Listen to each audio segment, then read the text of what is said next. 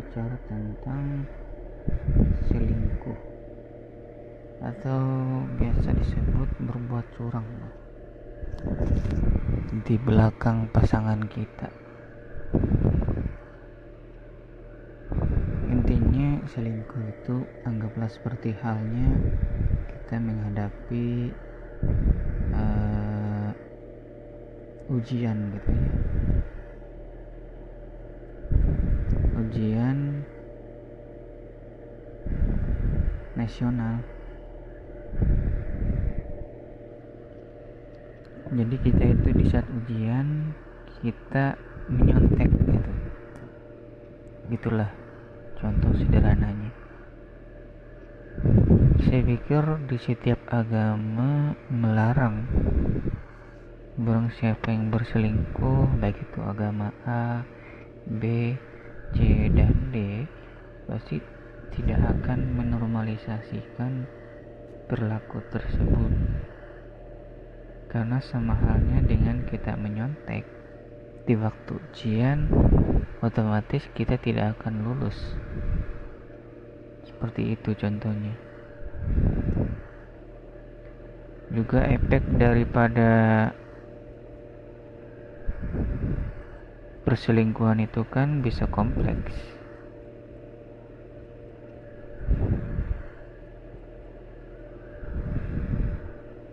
Kenapa saya bilang bisa kompleks? Pertama, bisa membawa dampak psikologis atau trauma emosional, atau karena ya kita tahu sendiri trauma lah sederhananya. Selanjutnya itu bisa krisis kepercayaan diri karena nggak percaya pada diri sendiri lagi gitu, dan juga hilangnya rasa cinta lagi, lumpuhnya kemampuan percaya gitu. Sudah nggak bisa percaya lagi, bukan berarti di dunia ini, di alam semesta ini sudah tidak ada yang bisa kita percaya. Lebih besar lagi kalau dampaknya yang selingkuh ini sudah punya anak gitu ya. Kenapa saya bilang sudah punya anak? Jikalau izin istri si laki ini selingkuh dengan pria lain, dan di saat cerai atau talak gitu ya, izin bahasa kasar aja ini, di saat pisah mereka itu harus gitu, bertanggung jawab. Beruntung jikalau si lelaki ini mau bertanggung jawab. Jikalau dia tidak mau bertanggung jawab, itu sangat danger sekali, sangat berbahaya. Karena ya kita tahulah perasaan di saat kita dikhianati, emosi, marah, bingung gitu. 3 ini aja sih komponennya: emosi, marah. Emosi dan marah itu sama aja ya, marah, bingung, itu aja sih. Dan juga bertanya apa yang kurang. Selingkuh ini tidak mencakup, tidak membela pihak gender A, gender B ya teman-teman, baik itu pihak lelaki atau perempuan. Kalau teman-teman ingin mau tahu lebih dalam, tiap agama itu memiliki solusi, baik itu agama B, A, C, D.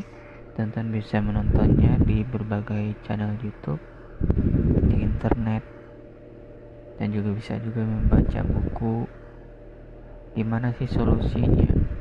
Teman-teman bisa cari aja. Di sini saya cuman menjelaskan dampak atau efek daripada perbuatan perselingkuhan tersebut. Dan juga saya akan kasih sedikit di kesimpulannya nanti solusi gitu ya jikalau kita menghadapinya. Selanjutnya yaitu penyebab. Yang pertama tadi kan efek, lalu penyebabnya. Penyebabnya itu biasanya ketidakpuasan emosional gitu ya. Contohnya gimana? Contohnya gimana lah saya kasih contohnya, seperti suka marah-marah aja gitu tiap hari, jarang kontak fisik, jarang saling menghargai, saling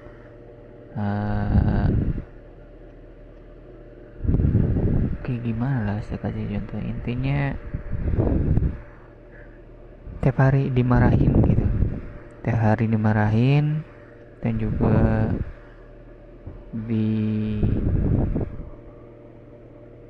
dihina, dicaci maki, dibanding-bandingkan dengan orang lain gitu. Contohnya kayak gini, suami si A ini orangnya pekerja kuli gitu ya, dan si istrinya ini membandingkan suaminya dengan suami daripada istri B, istri orang lain gitu ya. Si suami orang lain ini pekerjaannya itu polisi atau PNS, sederhana seperti itu, atau bisa juga orang kaya gitu, pengusaha. Dia membandingkan suaminya dengan orang lain gitu. Seperti itu contohnya. Semoga kita semua bisa mengontrol diri ya teman-teman, dan saya harap saya juga bisa mengontrol diri saya sendiri. Jikalau saya sudah mempunyai pasangan di suatu hari, jikalau saya tidak mempunyai pasangan, mungkin di hidup ini saya emang nggak ditakdirkan gitu. Bukan berarti saya pasrah ya, tapi jikalau ada pasangan saya di masa depan, saya harap pasangan saya maupun saya sendiri bisa menjadi orang yang setia, saling setia gitu sampai akhir hayat. Jikalau satu sudah pergi atau sudah meninggal kan dunia ini, satu akan tetap setia sampai akhir hayat gitu.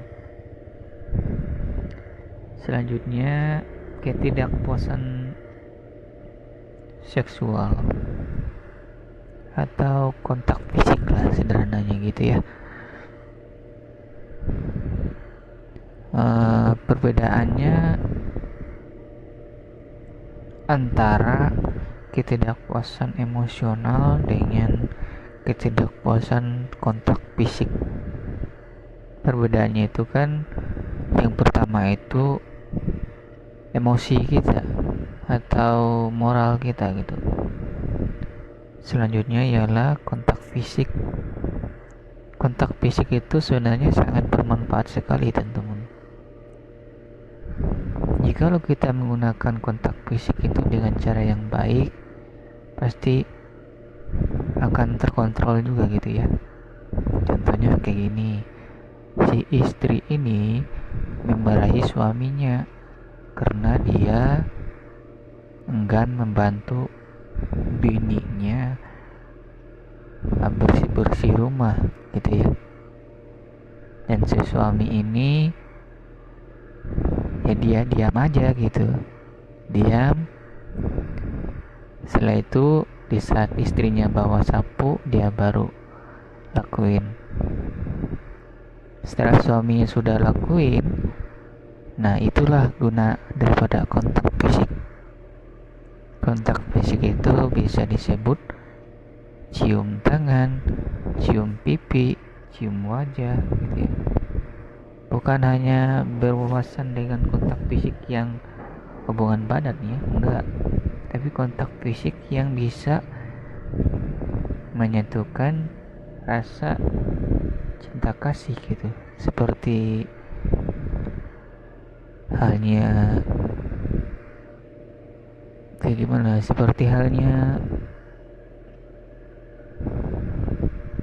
kopi dengan gula gitu ya, kopi dengan gula gitu. Kalau kopi itu kan pahit, kalau gula itu kan manis. Jikalau kita satukan itu bagus, mantap gitu ya. Jadi itulah penyebabnya emosional kontak fisik. Selanjutnya itu pengaruh lingkungan, pengaruh daripada teman-teman kita gitu. Saya bukan berarti melarang kita untuk berteman, tapi kita harus tahu diri gitu, apa komitmen kita gitu.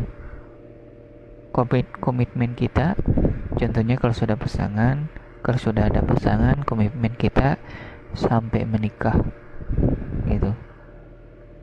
Jangan sampai ada orang yang ketiga gitu ya.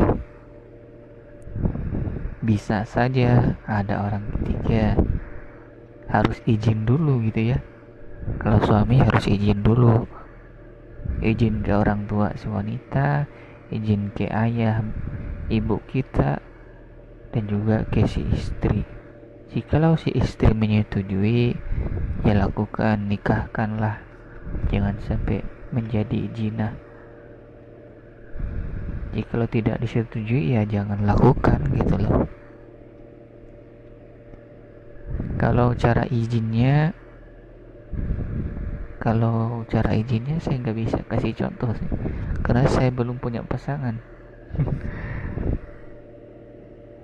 Kenapa pengaruh dari lingkungan itu bisa dapat berefek besar? Alasannya contohnya gini, teman si wanita ini mempunyai teman. Lalu mereka berjumpa, ketemu di kafe atau di tempat makan. Mereka ngobrol, nyaman, dari situlah sudah mulai. Karena hidup agak sesat juga sih sebenarnya, kalau dibilang agak sesat, agak ya gitulah. Permulaan dari cinta itu kan gitu, cinta terlarang agak nyeleneh ya. Jangan sampai kita menjadi cinta yang terlarang. Kalau cinta yang suci yaitu dua pasangan aja, satu pasangan, satu pria, satu wanita. Kalau cinta terlarang sama aja sih, seperti halnya cinta dari kenalan, ngobrol, nyaman, curhat, nah itu sudah mulai.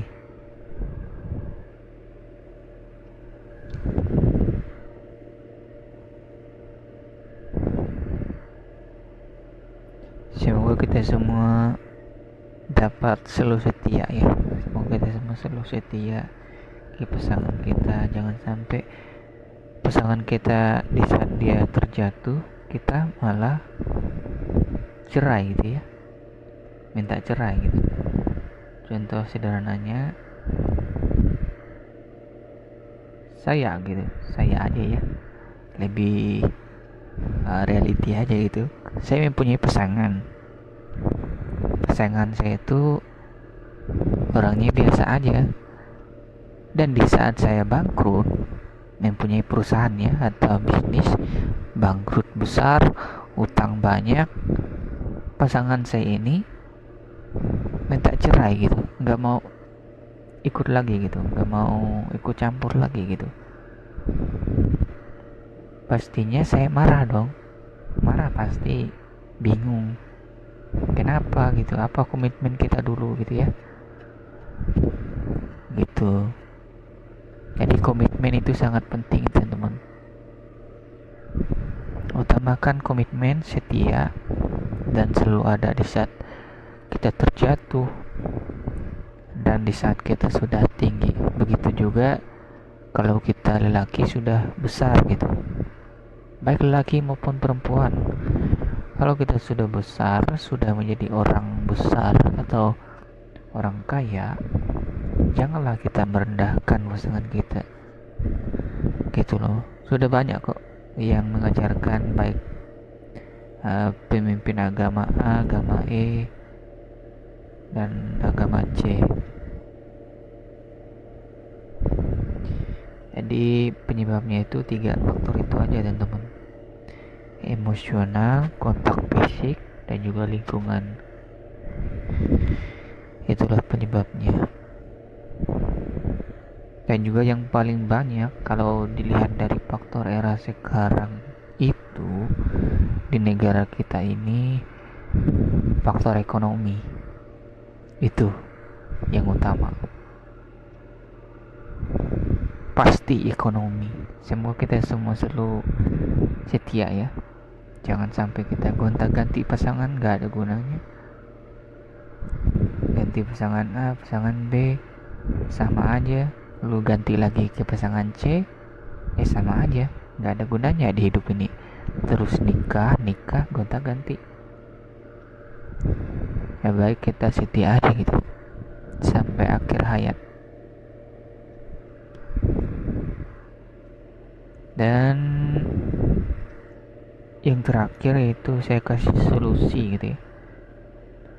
Solusinya, jika kita memiliki pasangan yang selingkuh atau berbuat curang, sebisanya kita jangan terlalu emosional. Marah boleh, marahnya itu jangan di depan mereka gitu. Kita cari tempat lain gitu, atau boxing gitu ya. Kalau laki tampar tanah gitu ya, tampar pohon, tampar tembok gitu. Kalau sakit itu, kalau sudah sakit tangan kita sudah sakit, itu sudah. Kalau perempuan, kalau ada sungai, nyebur di situ, nyebur lalu teriak di air itu, teriak di situ. Saya bukan kasih solusi ya, cuman untuk meredakan kelebihan dan juga kebingungan di dalam diri kita. Kalau di sains atau ilmiah menyebutkan kalau kita stres, marah, lebih enak kalau kita teriak aja gitu untuk melegakan emosional kita. Ini saya nggak tahu juga, ini cuman kalau nggak salah itu kayak gitu sih. Kalau salah saya mohon maaf ya. Apa yang saya sebutkan tadi yaitu kalau menurut ilmiah gitulah. Tapi kalau dikasih pengalaman ya, saya juga gitu sih kadang-kadang, tapi nggak teriak. Kalau saya itu untuk meredakan emosi, saya jalan-jalan keluar sih, healing gitu ya, duduk di pinggir jalan atau sambil ngojol gitu, narik, dengerin musik, lihat-lihat sekitar gitu. Bahkan ngojol pun bisa emosi loh teman-teman. Emosinya apa? Jikalau kita dapat orderan fiktif, nah itulah susahnya. Mau emosi gak bisa, mau marah gak bisa, serba bingung. Yang salah siapa? Mungkin tidak ada takdir kita di hari itu.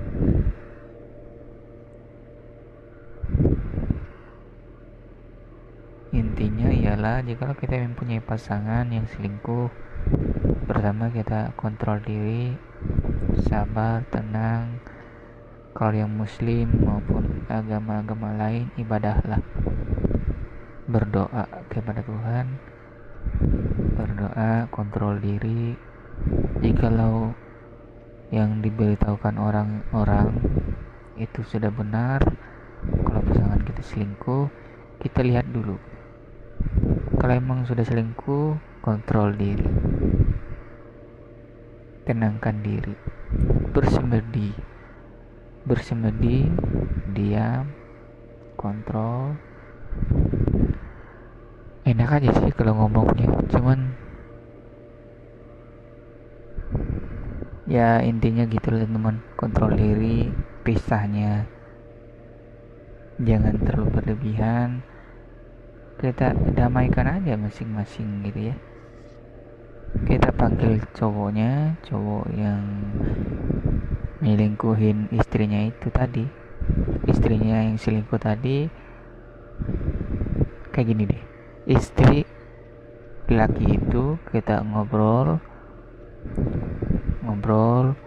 dan kalau dia nggak mau jujur kita pergoki gitu ya. Setelah pergoki kita panggil RT, panggil kepala desa, kalau bisa kita damaikan, talak baik-baik, dan omongkan apa yang sudah ada di pikiranmu. Mohon maaf gitu ya, saya nggak bisa menjadi yang terbaik untukmu, sehingga engkau berpaling daripada saya. Semoga kalian bahagia, gitu aja. Ini bukan bahasa puitis sih, tapi emang kenyataannya gitu, pasrah gitu ya. Dan juga jangan patah semangat ya teman-teman, jika kita mengalami musibah itu. Semoga kita semua bisa menemukan pasangan lagi gitu ya. Tapi jika lo tidak mau menikah lagi, ya jalani aja gitu, gak usah nikah lagi, fokus pada karir. Kalau sudah punya anak satu sudah cukup, kalau sudah punya anak dua cukup, itu aja, gak usah banyak-banyak lagi. Itu agak berat sih, ini cobaan untuk hidup kita. Ingat ya teman-teman, saya ini bukan ahli agama, saya cuma sedikit belajar psikolog gitu, sedikit belajar buku psikologi, dan juga ada kok bukunya sekarang, banyak aja kok di internet kalau teman-teman mau baca. Jadi intinya semoga kita semua baik, pria wanita yang sudah mempunyai pasangan, semoga kita semua selalu setia. Begitu juga saya, semoga saya ini tidak munafik di masa depan gitu. Saya harap diri saya sendiri tidak munafik. Munafik itu apa bang? Munafik itu berkhianat gitu kepada pasangannya. Itu biar kalau nggak mau berkhianat ya jujur aja gitu. Jujurnya gimana? Contohnya aja, kalau saya mempunyai pasangan, saya ngobrol gitu sama istri saya panggil istri saya, duduk santai, rileks, nggak ada masalah lain, ngobrol bla bla bla bla, selanjutnya saya mau nikah lagi, bisa lah sampean setujui. Kalau dia bilang tidak, berarti itu sudah sudah tidak ada solusi lagi, berarti jangan pernah kita lakukan gitu teman-teman. Begitupun wanita di dalam agama sih sebisanya jangan pernah poligami, kecuali di beberapa budaya gitu. Ada kok budaya di dunia ini yang unik gitu, satu wanita mempunyai banyak suami. Kalau nggak salah di Asia juga sih budaya itu, dan bisa loh dia melahirkan berapa dulu, kalau nggak salah aku lihat di internet 30 anak, prianya itu 5 orang.